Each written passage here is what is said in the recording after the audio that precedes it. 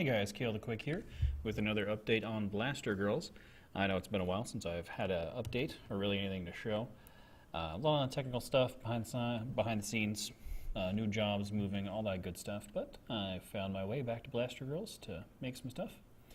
And some cool stuff. I've made and updated the wing effects. You'll see here the Dragonfly Wings that I've updated a little bit, made it look a little bit more glowy. It was a weird flickery kind of thing before, and updated it. And then the one over here, these are the Hummingbird Wings. They're still not exactly where I'd like them, but they do look a lot better. And I just wanted to kind of show off some armor that I've been making too for a comparison. You see here on the right side, I've got the old armor. This was made simply by jumping into Blender and using the shrink wrap modifier like these greaves down here, which just kind of pushed all of the vertices, the points, onto the contours of the mesh underneath. And I've learned a lot about 3D modeling and how to not need to do that kind of stuff. And when I was making this, the newer armor, something that I did want to keep in mind is moving, as you'll see when she moves her legs over here on the old set.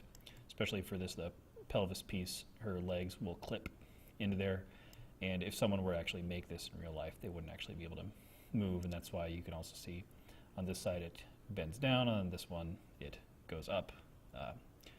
If you had an actual piece like that, you wouldn't be able to do a crunch effectively, which is why it went the other way. Same with the armor here up on top. I updated that. This one is very much kind of a boob plate with some weird clipping things going on in the middle here. Also made with the shrink wrap. I just wanted to get some stuff done really quick, and then you could see it clipping through the top there. These old van braces look amazing though. Toning down the shininess on most of the pieces though, so that it's more apparent on the faceplate. And then you can see with this new piece, breastplate looks smoother, looks nicer, and it's less of a boob plate, which I like. It looks more like armor. I do like functional kind of look and armor in my things. Also put on some shoulder, clavicle covers, that type of thing. New van braces using the new texture, very much the same shape, but I do like them, and I do want it to be all kind of unified. Got some pieces over here for the thigh, and it's just running through some animations. You'll see it'll do a yawn animation, which I used to check to make sure it doesn't look too bad when it clips on the top there. And of course got the old helmet, which is really just kind of the weird ear covering thing and a faceplate. And the new helmet now has coverings all around it. There's the yawn. Yeah, it doesn't look too bad clipping.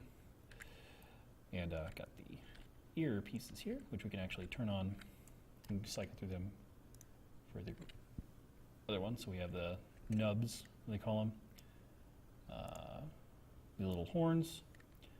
And I did update the particle system so that now when you look around it, it'll actually have a nice white glowy center there, which kind of makes it look better. Previously it would just be a solid color, kind of like these glowy lines on the skin suit here, where it was just blue. But now with the white in the middle, it makes it look more like it's glowing, more like it actually has some energy behind it, as opposed to just being a single color swatch. And you can see some of the debug armor I had made really quickly just to check that it didn't clip into anything. Let me see. And did I change the other wings? There's the Dragonfly Wings. I really do like these. Getting some problems in the corners here, and I want it to have kind of animated energy patterns in there as well. Hopefully I'll be able to figure that out. Kind of need to update these. These are the original ones. They still have the kind of solid blue color, so I guess you can see how it looks different here, where you get the white, and that makes it look a little bit, gives it a little bit more oomph. But then here with these ones, they look a little static. They don't look alive. Where are we going? I think, yeah, that was all of them. The beetle ones, these are probably the best looking ones. They really look like a exhaust plume coming out of there. Let's see, we got helmets, horns, little ears, and little antennas for Hunter, and the old helmet without any of that.